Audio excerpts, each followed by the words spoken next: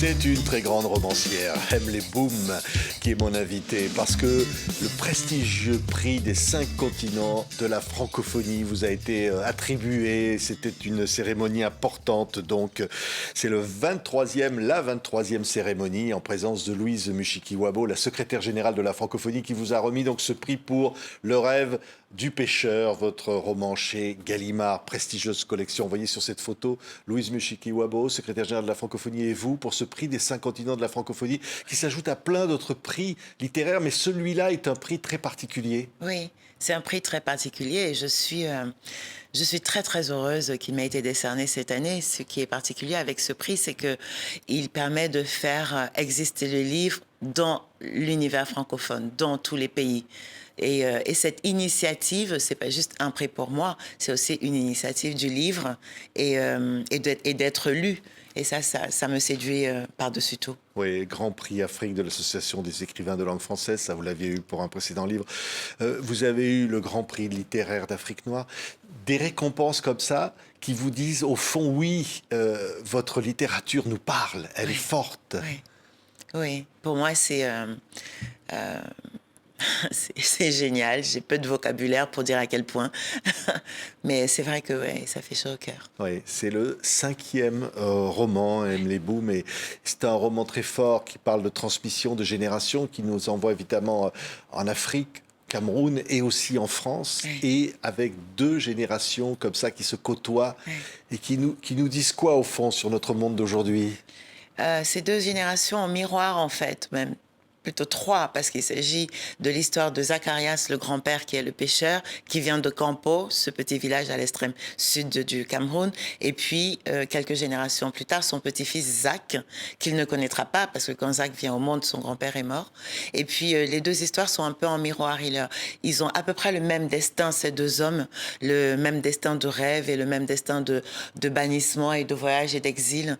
Et le livre consiste à les rapprocher pour dire ce qu'on transmet, ce qu'on porte en soi, à la fois de trauma et aussi de capacité de résistance et de joie. Oui, ce qui est incroyable, c'est que donc ce personnage dans ce petit village, hein, alors c'est un petit village de Campo, Oui. hein, il est, c'est donc une autre génération, c'est un pêcheur dans un endroit magnifique, et il y a une usine qui vient s'installer, qui va bouleverser son quotidien après l'indépendance du Cameroun, où le libéralisme économique bat son plein, donc il va se poser des questions sur sa vie, son mode de vie, est-ce qu'il va pouvoir rester comme ça? Oui, et il va commencer à rêver. C'est ce qu'on a appelé, au lendemain des indépendances, le développement. Il y avait cette trajectoire qui consistait à s'inscrire dans une espèce de progrès qui a ramené dans les pays africains le libéralisme qu'on connaît. Et pour Zacharias, le pêcheur, c'est aussi l'occasion de s'émanciper de son village, de son métier de pêcheur, parce qu'il rêve plus grand, il rêve plus haut.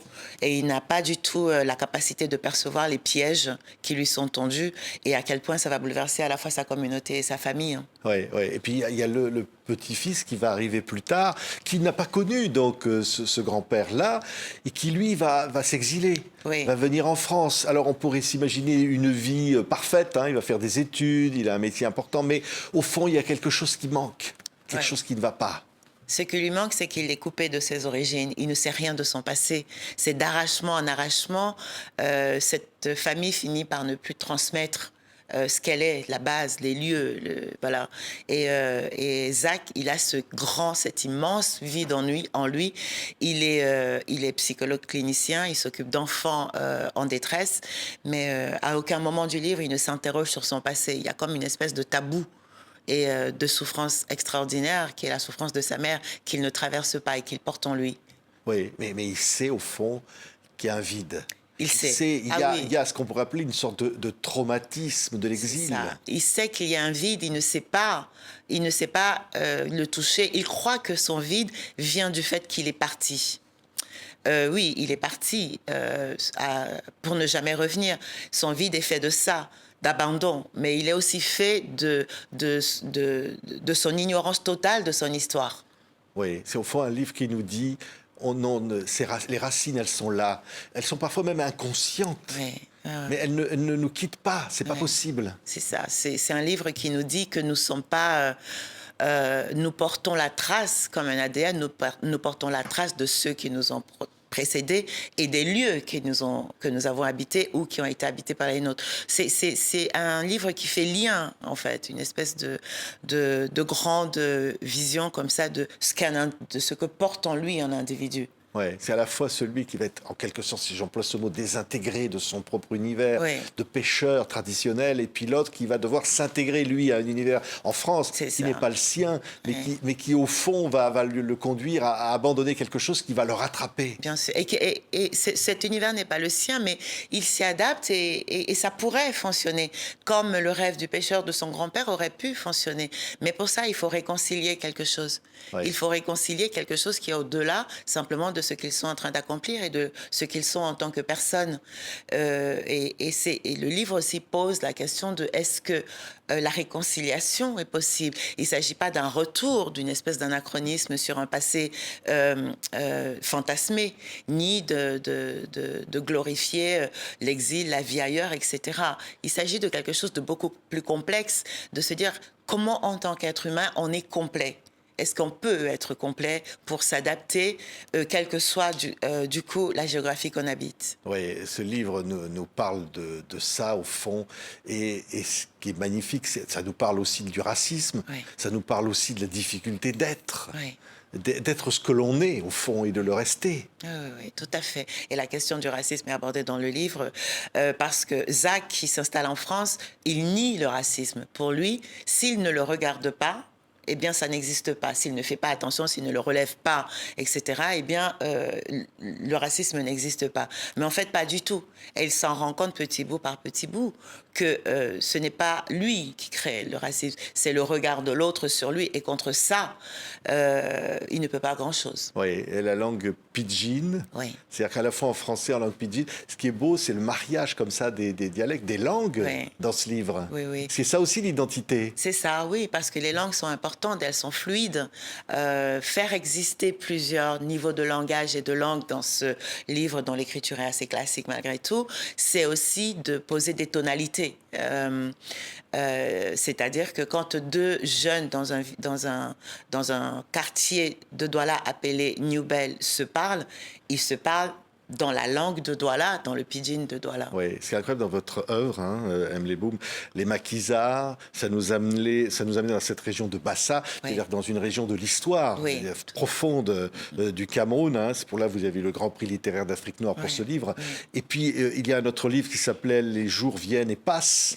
Et au fond, l'œuvre romanesque vous amène à, je vais presque dire, reconstituer les éléments d'un puzzle comme ça, mais qui n'est pas le vôtre seulement, qui est celui de vos origines et celui de tout un pays, qui est le Cameroun. C'est ça qui m'intéresse au-delà de ma personne. Je trouve que ce pays et sa population sont éminemment romanesques parce que nous avons une histoire riche, nous avons un temps contemporain là qui est extrêmement riche et troublé aussi. Je pense qu'il y a de la matière pour 1000 romans dans ce pays.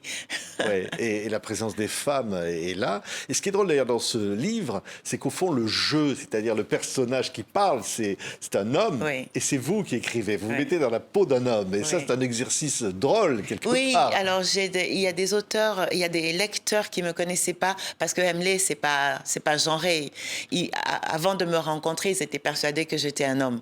Donc ça veut dire que le jeu masculin fonctionne. Tant mieux. Vous jouez sur les ambiguïtés, c'est-à-dire l'homme ou la femme. Oui, au fond. Et vous savez, moi je dis, ça veut dire deux choses. Soit, en tant que romancière, je peux me mettre dans la peau de n'importe quel personnage, y compris un homme, soit la psyché masculine n'est pas si compliquée.